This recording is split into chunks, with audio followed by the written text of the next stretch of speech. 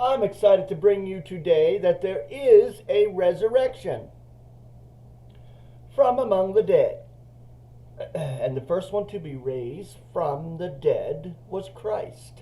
The first one to be made immortal is Christ, our brother, our head. But this here is based on 1 Corinthians 15. If there is no resurrection.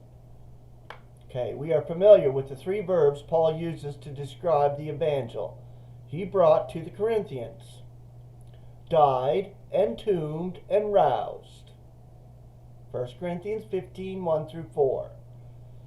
To these, the apostle adds a fourth term. Wow. Seen. That is neat. Seen by eyes. Human eyes. I think 1 Corinthians 15, 5 through 11. He lists the occurrences when Christ was seen after he was roused from the dead. This witness is now a triple-fronted defense for the importance of the resurrection of Christ. Okay, number one, it is an indispensable part of the evangel, being associated with God's power to save. Number two, it stands on the authority of the Scriptures. Number three, it is documented historical fact. Having laid this foundation, Paul addresses the Corinthian problem with a question of surprise. How are some among you saying that there is no resurrection of the dead? He then begins a logical, thorough, and systematic presentation of the indispensability of the resurrection. That's a lot of words. The Corinthians were among the wisdom-seeking Greeks, to whom the cross seemed stupidity. 1 Corinthians 1, 22 and 23. Yet God's grace overflows even to those holding the standards of current human wisdom. Human wisdom. And God's words testifies to them in the form of logical reasoning, the essential truth of the resurrection. 5 times, with various changes in wording, Paul presents a hypothesis we summarize as, if there is no resurrection of the dead. Each time he gives the logical consequences, which uphold the necessity of the resurrection. In each case, the statement begins with if, the word if. In 4 of the 5 statements, the word dead is used, and it is plural in each usage. This indicates that Paul's argument is of universal scope. He is not arguing for the fact of Christ's resurrection only. Twice he does deal specifically with Christ's resurrection, in verses 14 and 17. And there he uses the sub-hypotheses. If Christ has not been roused. The 5 primary statements follow the Roman numerals in the outline that follows. Okay, if there is no resurrection of the dead, then neither has Christ been roused. If Christ has not been roused, then for naught, consequently, is our heralding. Then for naught is your faith.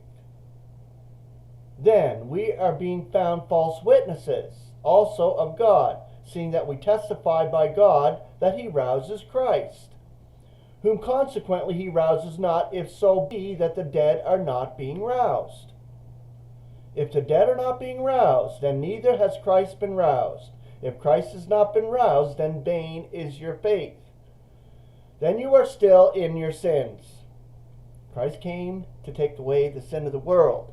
If he has not been roused from among the dead, then the sins of the world still remain. Consequently, those also who are put to repose in Christ perished. If we are having an expectation of Christ in this life only, then more forlorn than all men are we. Here we skip to verse 29. Verses 20 through 28 form a parenthetical statement brought on by the weight of that statement that Paul has just made. Verse 29 picks up the argument again, though Paul changes his format slightly. Okay, if the dead are not being roused, then what shall those be doing who are baptizing? Then baptism is for the sake of the dead, absolutely.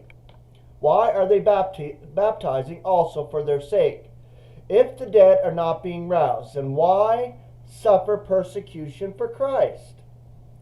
Why are we also in danger every hour? Daily am I dying.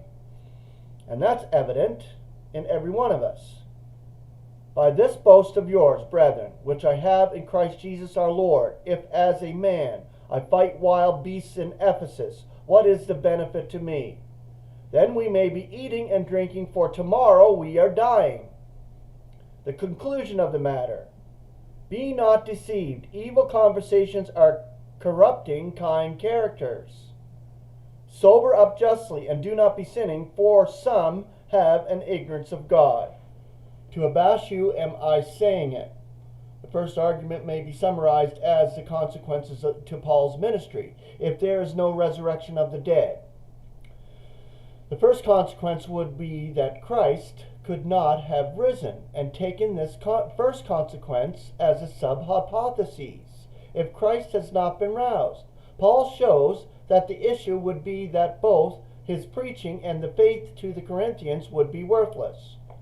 Returning to his primary condition, if there is no resurrection of the dead, the second consequence would be that Paul and his fellow laborers are proven to be false witnesses to God. The statement may be understood in two ways. Paul and those who ministered with him are liars, in that they misrepresent God, or because they testified by God to the resurrection, God is a liar. Such is the outcome if there is no resurrection of the dead.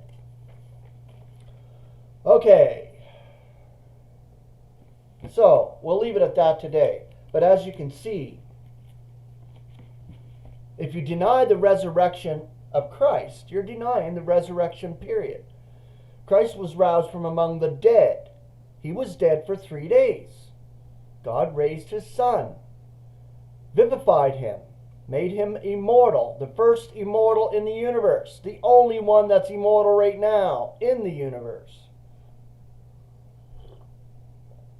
No celestial being, no spirit being is immortal. They were never mortal. They can never die, but they were never mortal, so they're not immortal. Get that word straight. Anyway, grace and peace. Have a beautiful Tuesday.